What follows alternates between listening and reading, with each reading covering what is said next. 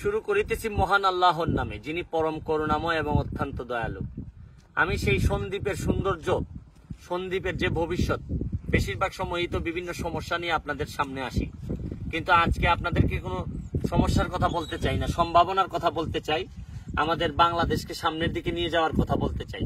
সন্দ্বীপের এই যে কাজ চলতেছে, এখানে ব্লক মানে এই ফেরিটাকে, এই সন্দ্বীপটাকে সেভ করার জন্য, জলোচ্ছ্বাস থেকে সেভ করার জন্য এই সরকার কাজ করতেছেন। এটা হচ্ছে গিয়ে পুরা সন্দ্বীপের এই যে পারে পারে ব্লক ফেলাচ্ছেন, যাতে সন্দ্বীপটা রক্ষা হয় জলোচ্ছ্বাস থেকে। এখন আমরা রক্ষার কথা চিন্তা করতেছি, কিন্তু কখনো আপনারা চিন্তা করছেন যে পুরা সমুদ্রের মধ্যখানে হচ্ছে গিয়ে সন্দ্বীপ, এবং সন্দ্বীপের বেশিরভাগ মানুষ বিদেশে থাকেন। 13% রেমিটেন্স, বাংলাদেশে যে রেমিটেন্স আসে বিদেশ থেকে, এই 13% রেমিটেন্স 100%-এর মধ্যে সন্দ্বীপের মানুষরাই দেন। একটা উপজেলার মানুষরা এই পরিমাণ রেমিটেন্স বাংলাদেশে পাঠান। আমি এই সম্ভাবনার সাথে একটা কথা বলতে চাই যে এইটাকে দিয়ে ব্যারিকেড দেয়া হচ্ছে, কিন্তু আমি এই সন্দ্বীপে এসে যে জিনিসটা দেখলাম, বিশ্বাস করতে পারেন, শুধু সন্দ্বীপটাকেই ইচ্ছা করলে যদি প্রপারলি কাজে লাগানো যায়, আমাদের যে পর্যটন বিভাগ, তারা যদি সন্দ্বীপটারই শুধু কাজে লাগাইতে চান, সেন্ট মার্টিনের পরে সন্দ্বীপটারে যদি কাজে লাগান, আমি বলছি এখানে ইচ্ছা করলে আপনি এই হংকং এর মতো, মালয়েশিয়ার মতো বিভিন্ন উন্নত দেশের মতো পুরা চিনতেই পারবে না মানুষ যে এটা বাংলাদেশের কোথাও।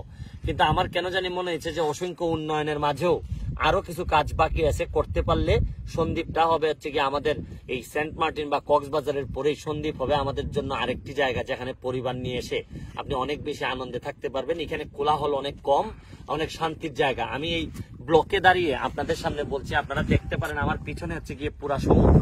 আপনি তো জানেনই সমুদ্রের কাছে আসলে মানুষ অনেকটা আবেগপ্রবণ হয়। আমি একই ধারাবাহিকতায় এই আবেগপ্রবণ হয়ে পড়ছি, কিন্তু এই আবেগটা হচ্ছে গিয়ে আমার দেশের জন্য আবেগ।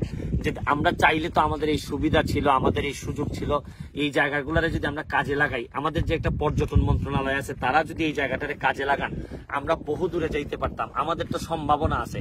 আমি বারবার বলি যে আমরা কিন্তু গরিব না, আমরা কিন্তু যে অবস্থা, এই অবস্থার উন্নতি কিন্তু আমরা করতে পারি। সরকার অনেক বড় একটা মেগা প্রজেক্ট শুরু করছেন এই সন্দ্বীপের মধ্যে। আমি এই পর্যায়ে সন্দ্বীপের যিনি আমাদের মুরব্বী আছেন, আমাদের পৌর আওয়ামী লীগের সভাপতি আছেন, আমি ওনার কাছ থেকে আপনার কাছ থেকে একটু জানতে চাই, ধন্যবাদ জানিয়ে আপনাদের কাছে জানতে চাই যে আপনাদের যে এই বেরির যেটা আপনার ব্লক কাজ চলতেছে, এটার ব্যাপারে যদি একটু বলতেন যে কতটুকু কাজ হইলে আপনাদের কি সুবিধা হবে এই সন্দ্বীপে। আমাদের সন্দ্বীপের চতুর্দিকে আমাদের মাননীয় প্রধানমন্ত্রী জননেত্রী শেখ হাসিনা আমাদের সন্দ্বীপের চতুর্দিকে বেড়িবাঁধের জন্য একটা স্কিম দিয়েছে, টেন্ডার হয়েছে। এখন আমাদের এই কাজগুলি চলমান, দৃশ্যমান। মাননীয় প্রধানমন্ত্রী এবং আমাদের সন্দ্বীপের মাননীয় সাংসদ মাহফুজুল মিতার অক্লান্ত পরিশ্রমে, ওনার চেষ্টায় আজকে আমরা সন্দ্বীপে যে জিনিসটা পাচ্ছি, এই বেড়িবাঁধ আমাদেরকে সাধারণ জোয়ার থেকে, জলোচ্ছ্বাস থেকে আমাদেরকে রক্ষা করবে। এবং এই বেড়িবাঁধের চতুর্দিকে রিং রোড হবে, উপরে রাস্তা হবে। এবং এখানে আপনি যে বলেছেন কিছুক্ষণ পূর্বে, আমরা এখানে পর্যটনের জন্য আমাদের এই বেড়িবাঁধ হয়ে গেলে এবং জেগে উঠা যে চর, এই পশ্চিমে কিন্তু মাননীয় প্রধানমন্ত্রী এক থেকে পাশ হয়েছে ইকোনমিক জোন। এখানে সন্দ্বীপ অনেক সম্ভাবনীয় একটা জায়গা। এই জায়গাটা যদি পর্যটন এরিয়া ঘোষণা করা হয়, তাহলে গভর্নমেন্ট অনেক লাভবান। ইকোনমিক জোনের কথাটা বলেন, কোন জায়গায় হওয়ার কথা ইকোনমিক জোনটা? সন্দ্বীপের উত্তর প্রান্তে এবং জেগে উঠা পশ্চিমে যে চর, এখানে এক থেকে পাশ হয়েছে ইকোনমিক জোন, মানে প্রধানমন্ত্রী মন্ত্রিসভায় ঘোষণা হয়েছে এবং পাশ হয়েছে। এই জোনটা হইলে তো আপনাদের অর্থনৈতিক অবস্থার ব্যাপক উন্নতি হবে। অবশ্যই হবে। এবং এই জোন, ইকোনমিক জোন যদি হয়, আমরা সন্দ্বীপের মানুষ, আমাদের বেকারত্ব দূর হবে। এবং আমাদের সন্দ্বীপের অনেক লোক আছে যারা শিল্প কারখানার সাথে জড়িত, যারা ইনভেস্ট করার, সন্দ্বীপের মানুষ অনেক শিল্পপতি আছে যারা নিজেরা এখানে ইনভেস্ট করবে। আমি ধন্যবাদ জানাচ্ছি আপনাকে। আমি আমার বক্তব্যটা শেষ করার আগে আপনাদেরকে একটা কথা বলতে চাই। বাংলাদেশের বিবেচনায় সন্দ্বীপের যে পরিমাণ অর্থনৈতিকভাবে সফল মানুষ বিদেশে থাকেন, আমি তাদেরকে অনুরোধ করে বলতেছি যে সরকারের পাশাপাশি যদি আপনারা একটু বিনিয়োগ করেন, ইনভেস্ট করেন, আপনাদের এই জন্মস্থানটাকে উপরে নেওয়ার জন্য আপনারাই কিন্তু যথেষ্ট। যেখানে 13% রেমিটেন্স আপনারা বাংলাদেশের পাঠান, এখানে আমি অনুরোধ করব যে সরকারের ইকোনমিক জোনও যদি হয়, এইটার সাথে যদি আপনারা আপনাদের নিজেদের ইনভেস্টমেন্টটা যদি নিজেদের এলাকায় করেন, কারণ এইটাকে আপনারা পুরা আলাদা করে ফেলতে পারেন। আপনারা অন্য যে কোনো জায়গা থেকে বাংলাদেশের এই জায়গাটাকে যেভাবে আপনারা, কারণ সাগর আপনাদেরকে এই ব্লেসিংস দিছে, সাগর আপনাদেরকে অনেক কিছু দিছে, এই সাগরের তাকেই যদি ব্যবহার করেন, পৃথিবীর বিভিন্ন দেশ, মালয়েশিয়া বলেন, হংকং বলেন, বিভিন্ন জায়গায় শুধুমাত্র সাগরকে ব্যবহার করে এরা বহুদূর চলে গেছে। আমরা কেন পারবো না?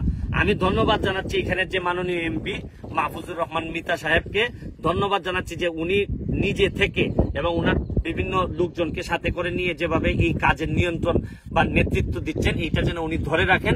এবং আমি বিশ্বাস করি যে উনার বাবাও যেহেতু এখানের এমপি ছিলেন, উনার বাবারও যেহেতু অনেক বড় অবদান আছে এই দ্বীপের উপর, উনিও যেহেতু আমি এমপি হয়েছেন, আমি বিশ্বাস করি অন্তত বাবার চিন্তা করে হইলো এই নেতৃত্বটা ঠিক মতো দিয়ে যাবেন এবং এই সন্দ্বীপকে এমন জায়গায় নিয়ে যাবেন যাতে আপনাদের পরিবারের নাম মানুষ সারা জীবন মনে রাখে। এবং যেভাবে বঙ্গবন্ধুর আদর্শকে ধারণ করে আপনারা কথা বলছেন এবং বঙ্গবন্ধু এবং জননেত্রী শেখ হাসিনার নেতৃত্বকে আরো সামনের দিকে নিয়ে যাবেন এবং মানুষের নজরে আরো অনেক বেশি এই আদর্শটাকে আরো অনেক সামনের দিকে নিয়ে যাবেন বলে আমি বিশ্বাস করি।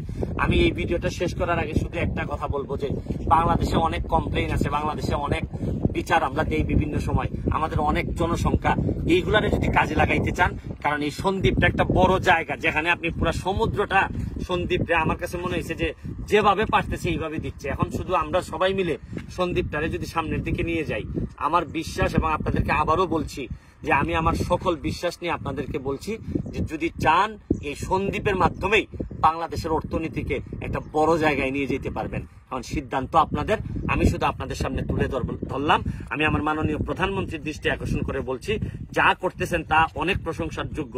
তারপর আরো একটু যদি পর্যটন মন্ত্রণালয়কে বলবো যে পর্যটনের দিক থেকে যদি সব জিনিস একজন মাননীয় প্রধানমন্ত্রীর পক্ষে করা সম্ভব হয় না, পর্যটন মন্ত্রণালয় যদি এই ব্যবস্থাটা নেন সন্দ্বীপের ব্যাপারে, তাইলে যেই যা বলুক না কেন, ইচ্ছা করলে এই মন্ত্রণালয় একাই বাংলাদেশের এই যে ভূখণ্ডে যে সন্দ্বীপ, এই সন্দ্বীপের চেহারা বদলাই দিয়া বাংলাদেশের অর্থনীতিতে বড় প্রভাব ফেলতে পারেন এবং গর্ব করার মতো একটা দ্বীপ আমরা তৈরি করতে পারি, যেটা হবে সন্দ্বীপ।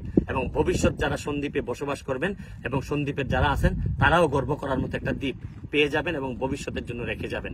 এই পর্যায়ে বিদায় নিচ্ছি। ভালো থাকবেন, সুস্থ থাকবেন।